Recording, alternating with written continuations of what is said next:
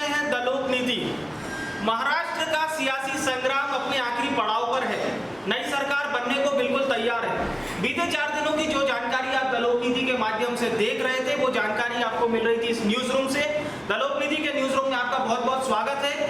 और तमाम किरदार जो इस राजनीति में अलग अलग किरदार अदा कर रहे थे, उनकी पूरी जानकारी लेने के लिए हम लोग आ चुके हैं और आप तक पहुंचाएंगे सारी जानकारी। सबसे पहले विशाल, आप शिवसेना को पूरा कवर कर रहे थे, शिवसेना देख रहे थे, कितना 3-4 दिनों में क्या क्या समझ में आया? चाहे संजय राउत का बयान हो, उद्धव ठाकरे का, किस तरह से दिखा? देखिए, महाराष्ट्र के सियासी घमासान में जिस तरह से शिवसेना ने अपने तेवर दिखाए हैं, उसके लिए हमें थोड़ा सा पीछे चलना पड़ेगा। जब एकनाथ को कैबिनेट से हटा दिया गया था और उसके बाद से सारी जो ये सिलसिला शुरू हुआ, सामना में जिस तरह से मोदी और शाह की आलोचना की गई शिवसेना के द्वारा, वो भी एक बहुत महत्व रखता है उसके बाद। और उसके बाद जिस तरह से शिवसेना जो है 50-50 के फॉर्मूले पर अड़ी है, वो बड़ा दिलचस्प रहा था। जिस तरह से वो अड़ चुकी थी पूरी तरह से कि हम इससे पीछे नहीं हटने वाले किसी भी कीमत पर, और आज जिस तरह से तस्वीर सामने आ रही है, वही होता दिख रहा है। और एक और बात याद आती है, जब कल उद्धव ठाकरे कहते हैं कि हम जो है बीजेपी को दिखाएंगे कि शिवसेना क्या चीज़ है। इसके बाद जो है बाला ठाकरे जो कहा करते थे कि कमलाबाई वही करेगी जो हम कहेंगे, तो वो जो चीज़ है, उनके जो बाला साहब के स्वर है, वो उनमें बोलते हुए हमें दिखाई दिए। खैर, इन सब चीज़ें तो ये चलती रहेगी। सबसे बड़ा सवाल यही है कि ये खिचड़ी सरकार जो है, ये 3 दल जो मिलकर सरकार बनाने वाले हैं, क्या ये चल पाएगी? यही सबसे बड़ा सवाल है। सारी ये तस्वीर धीरे धीरे साफ होती जा रही है, छटती जा रही है। खिचड़ी वाली सरकार है, चल पाएगी कि नहीं चल पाएगी? लेकिन जिनके हाथ था पावर, जिनके हाथ थी सारी पावर, छोटे पवार नहीं, बड़े पवार, बड़े पवार को फॉलो कर रहे थे हमारे कंटेंट राइटर बॉस। बड़े पवार को कितना फॉलो किया आपने और क्या जानकारी निकल के आई सामने? अगर बात करते हैं शरद पवार की, तो राजनीति का केंद्र बने हुए हैं, क्योंकि सारा पावर उन्हीं के पास है। उनको अच्छे से पता है कि किसको कब आगे करना है, कब पीछे करना है। और शुरू से जब मैं देख रहा हूँ राजनीति महाराष्ट्र का शुरू हुआ, तब से वो किसको आगे करना है, किसको पीछे करना है, वो यही करते दिख रहे हैं। अगर बात करें तो शिवसेना और एनसीपी और कांग्रेस तीनों मिलकर जो सरकार बना रहे थे, तो बीते शुक्रवार को रात तक हरी झंडी मिल गई थी उद्धव ठाकरे को। लेकिन जब शुरुआत सुबह हुई शनिवार की, तो आधा भारत सो रहा था। उससे पहले देखा गया कि जब लोग उठ रहे हैं, सुबह न्यूज़ चैनल खोल रहे हैं, तो देख रहे हैं कि सर ये अजीत पवार उप मुख्यमंत्री का शपथ ले लिए, तो साथ में उनके देवेंद्र फडणवीस मुख्यमंत्री का शपथ ले लिए। उसके बाद क्या होगा कि तीनों पार्टी गई सुप्रीम कोर्ट जाकर दावा पेश किया कि कैसे हो सकता है। उसके बाद सुनवाई तो हुई, लेकिन सुप्रीम कोर्ट ने 27 तारीख को फ्लोर टेस्ट करने का आदेश दिया था। लेकिन उससे पहले हुआ क्या कि देवेंद्र फडणवीस से पहले अजीत पवार, उनको समझ में आ गया था कि करना क्या है। उन्होंने शरद पवार का क्या बोल रहा है? शरद पवार किस तरीके से दिखाई दी? मतलब राजनीति के सबसे, अगर हम एक भाषा में कहें तो जोधा खिलाड़ी, जो सामान्य शब्द में कहा जाता है, तो वाकई को बन के साबित हुए। शरद पवार किस तरीके से उन्होंने 54 विधायकों को अपने साथ में किया, ये थोड़ा सा बताइए। शरद पवार की बात करें तो बहुत महान, मतलब खिलाड़ी भी कह सकते हैं, महान खिलाड़ी, क्योंकि भारत के राजनीति में जब उनको प्रधानमंत्री के पद से उनको हटा, मतलब नहीं दिया गया कांग्रेस की तरफ से, तभी वो कांग्रेस से खफा थे। उसके बाद उन्होंने अपनी खुद की पार्टी बना ली, और चाचा भतीजे की राजनीति आज बहुत ज्यादा फेमस है हमारा। जी। अगर इसकी बात करें तो ये आज की राजनीति नहीं है। ये 1978 में जब शरद पवार खुद अपने चाचा को हटा के महाराष्ट्र की मुख्यमंत्री का पद लिया था, उसमें महाराष्ट्र के सबसे युवा मुख्यमंत्री भी बने थे। इसके साथ वो केंद्र में मंत्री भी रहे, बीसीसीआई के चेयरमैन भी थे, आईसीसी के वो प्रेसिडेंट भी रहे हैं। उसके साथ अगर मुंबई क्रिकेट एसोसिएशन के वो भी प्रेसिडेंट रहे। तो अगर बात करते हैं चाचा भतीजे की राजनीति की, तो पता नहीं चला, किसी को भी भनक तक नहीं लगी कि चाचा भतीजे दोनों मिल के घर के अंदर कौन सी राजनीति पका रहे हैं। कि अचानक सुबह होते ये इनके भतीजे मुख्यमंत्री के शपथ लेते हैं, ये उसके बाद ये सुप्रीम कोर्ट पहुंच जाते हैं। कांग्रेस से एक बार खफा थे, लेकिन आज कांग्रेस के साथ दिख रहे हैं। जब ये पूरी इनकी आज तक की बोली शिवसेना की अलग थी, लेकिन आज ये शिवसेना के साथ दिख रहा है। और ये भी कहा जा रहा है कि शिवसेना को इतना बहुमत इसलिए मिला क्योंकि देवेंद्र फडणवीस के साथ में वो लड़ रहे थे। देवेंद्र फडणवीस के चेहरे पे उनको ये मिला। चलिए, तो मैं बहुत डीप स्टडी और बहुत अच्छी स्टडी करी है बॉस ने शरद पवार की, लेकिन पावर गेम हो गया, पवार गेम हो गया।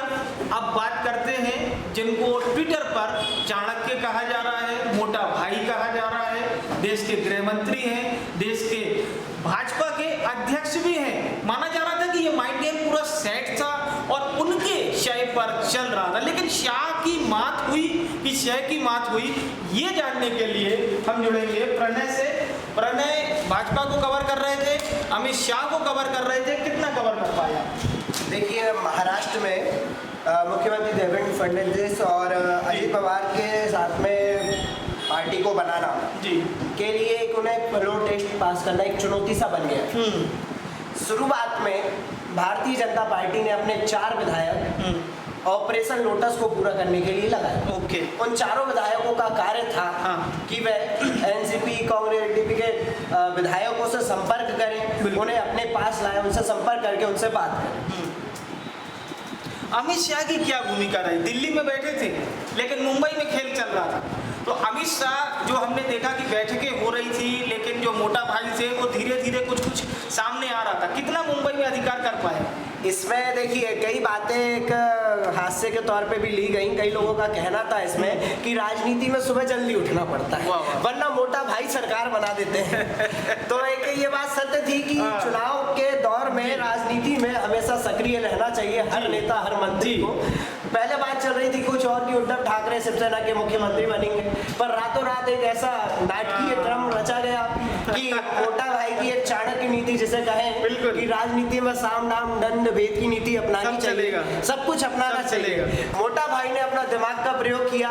मोटा भाई ने अपने राजनीतिक गुणों के आधार पर दिमाग का प्रयोग करके राती रात एक नाटकीय खेल रचा और सुबह जनता के सामने। बड़ा अच्छा बताया प्रणय ने कि भाई राजनीति में अब बोला गया है कि सुबह जल्दी उठा करिए, कब किसकी सरकार बन जाए पता नहीं चलेगा। बड़े पवार की बात हो गई है, अब छोटे पवार कैसे पीछे रहेंगे भाई? वो तो डिप्टी सीएम बने, और कितने घंटे के बने? जी हाँ, घंटे के, 80 घंटे के डिप्टी सीएम बने थे दादा अजीत पवार। अजीत पवार को फॉलो कर रहे थे अमान कितना फॉलो किया और कितना समझ में आया आपको अजीत पवार? देखिए, जहाँ पे पूरा देश उद्धव ठाकरे फडणवीस को देख रहा था, जी वहीं वो उनको एक किंग मेकर समझा जा रहा था, लेकिन वहीं पे एक चेहरा था जो छुपा हुआ था और इस पूरे गेम को देख रहा था। उसका नाम था अजीत पवार। अच्छा। अजीत पवार जो है, हम उनकी छवि की बात करें तो अजीत पवार जो है शरद पवार के भतीजे हैं और विधायक दल के नेता भी रह चुके हैं, मतलब नेता थे जिनको शरद पवार जी ने हटा दिया। तो हम 23 नवंबर की सुबह देखते हैं देवेंद्र फडणवीस सीएम पद की शपथ लेते हैं और उनके साथ में हम किसको खड़ा देखते हैं? हम खड़ा देखते हैं अजीत पवार जी को। अब एनसीपी के हैं अजीत पवार और बीजेपी के हैं फडणवीस। अब हम ये देखेंगे कि अब थोड़े से हम पीछे जाएंगे जी। पीछे जाते तो हम देखते हैं कि अजीत पवार के ऊपर कुछ केसेस चल रहे हैं। ओके। सीबीआई डीप स्टडी करी है जी। सीबीआई जी। और आप देखिए सीबीआई के अलावा बिल्कुल दोनों की जांचें बैठी हुई हैं। तो जो इनके ऊपर जांचें बैठी हुई हैं, उनने इस मौके का फायदा उठाया। अच्छा। मौके का फायदा उठाया और उन्होंने ये देखा कि सेंट्रल में है बीजेपी की सरकार और महाराष्ट्र के अंदर है फडणवीस। ओके। अब तो दोनों तरफ से क्लीन चिट लेने के लिए ये कदम उठाया गया। दोनों तरफ से उन्होंने 80 घंटे का एक खेल रचा। 80 घंटे का खेल रचा जी।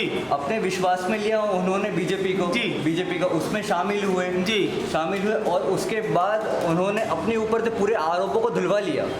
तो बीजेपी है एक वॉशिंग मशीन, उसके अंदर गए और अपने पापों को धुलवाया। लेकिन आप यहाँ पे देखिए, उन्होंने एनसीपी का साथ नहीं छोड़ा। ओके।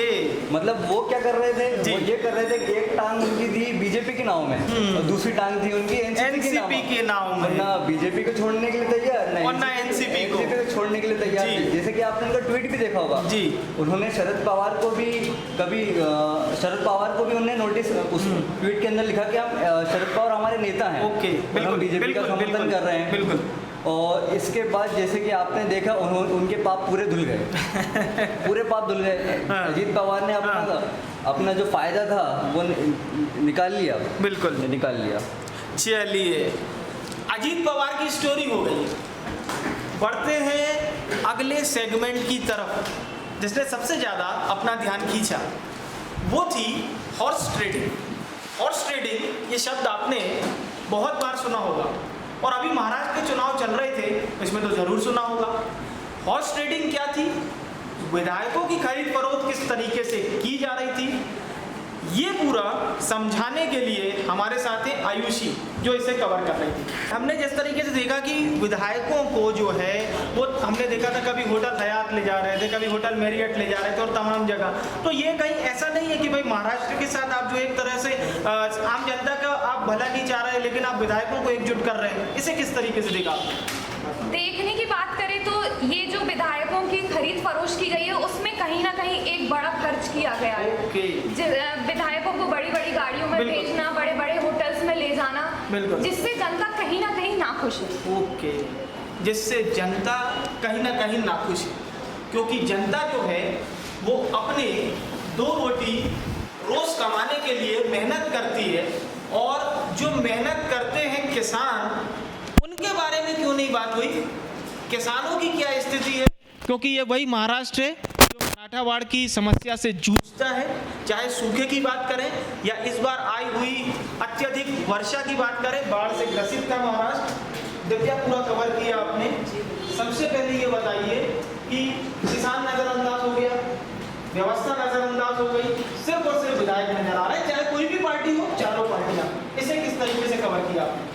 जी, जैसे कि आपने बताया, मैंने भी महाराष्ट्र पर कई रिपोर्ट्स दी, कई प्रोग्राम किए, मैंने भी इसको कवर किया हुआ है। एक तरफ टोटली सियासी घमासान वहाँ पर चल रहा है, कड़े सियासी में बड़े बड़े दिग्गज दिखाई दे रहे हैं। जो मेन टॉपिक है जिसके लिए आप सरकार बना रहे हो, वहाँ की आम जनता, उसमें आते हैं किसान, मिडिल क्लास फैमिली जो सबसे ज़्यादा अफेक्टेड हो रही है पूरे सीआरपी में। जो भी वहाँ पर चल रहा है कि 80 घंटे में सरकार बन रही है, गिर रही है, कल कोई डिप्टी सीएम था, आज कोई सीएम बन गया, तो ये जो ओवरऑल चल रहा है इसमें सबसे ज़्यादा इफेक्टेड हुए किसान। मतलब किसान की सबसे ज़्यादा बारिश और सूखा महाराष्ट्र में पड़ता है, और महाराष्ट्र से सबसे ज़्यादा कंट्रीब्यूट करता है जीडीपी में, सबसे ज़्यादा। जी, क्योंकि वहाँ पर काफ़ी फिल्म क्लब भी बने हुए हैं और जीडीपी सबसे ज़्यादा कंट्रीब्यूट करता है। और पेट्रोलियम और वहाँ के शेयर मार्केट्स पर भी काफ़ी इफेक्ट पड़ रहा है। और किसानों की बात की जाए तो सूखी और बेमौसमी बारिश ने अपना ऐसा कहर फैलाया हुआ है कि किसानों की स्थिति बहुत ही गंभीर बनी हुई है वहाँ पर। तो मेरा मानना ये है कि आपने अभी इतनी बात की, यहाँ पर ये टोटली पॉलिटिक्स से रिलेटेड था, उद्धव ठाकरे, संजय राउत, मतलब सारे बड़े बड़े चेहरे हैं वहाँ पर।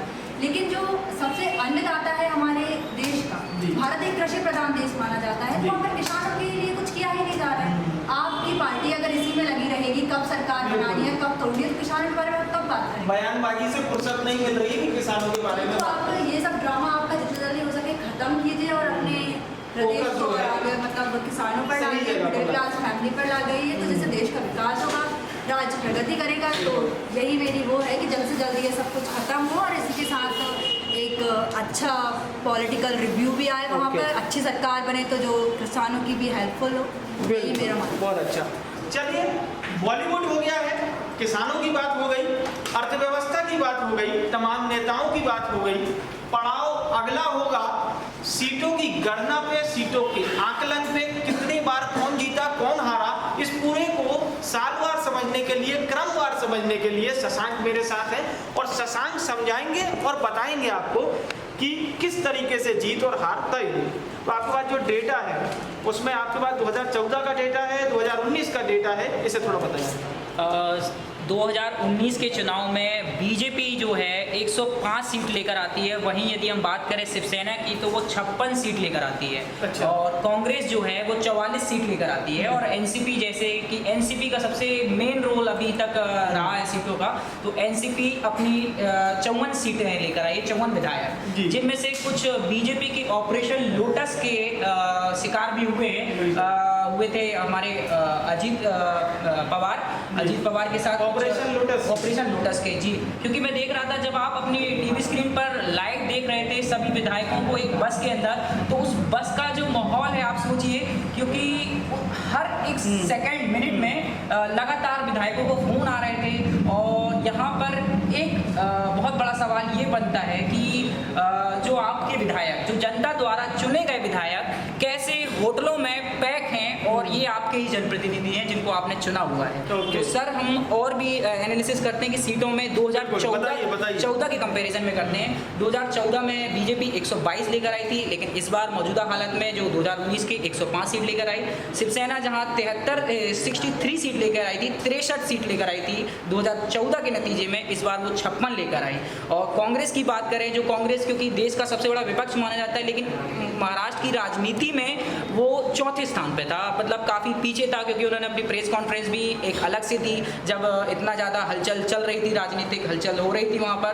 और वहीं एनसीपी की बात करें तो 2014 में एनसीपी 41 सीट लेकर आई थी।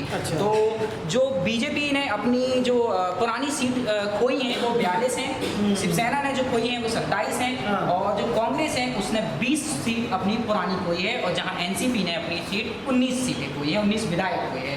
और नई सीटें का हम यदि जोड़ना बताएं तो बीजेपी इस साल 25 सीट जोड़ पाई है नई, और शिवसेना है 20 सीट जोड़ पाई है, और कांग्रेस अच्छा करी है, कांग्रेस ने 23 सीट जोड़ी है नई। और वहीं एनसीपी की बात करें तो एनसीपी का परफॉर्मेंस सबसे अच्छा था, क्योंकि एनसीपी ने अपनी 32 सीटों का आंकड़ा नया जो नए विधायकों ने मतलब हुए। तो शशांक ने जो है सीटों की गणना बताई, पिछली बार की जहां तक सवाल था तो 127 सीटें भाजपा की आई थी, शिवसेना दूसरे नंबर पर थी, लेकिन पिछली बार शिवसेना उतनी सीट नहीं ला पाई थी और बीजेपी जो है ज़्यादा सीट लाई थी। इस वजह से शिवसेना कहते हैं कि कड़वा घूंट कभी कभी पी जाना चाहिए, तो पी गई थी, लेकिन इस बार पीने को तैयार नहीं हुई शिवसेना और तीनों के साथ में आ गई। देवेंद्र फडणवीस फिर से मुख्यमंत्री बने, 5 साल बने थे, उसके बाद फिर बने, 80 घंटे के बाद पूरा कवर किया है प्रीति ने, और प्रीति बताएंगी देवेंद्र फडणवीस किस तरीके से मुख्यमंत्री बने और क्या कुछ चला ये 3-4 दिन।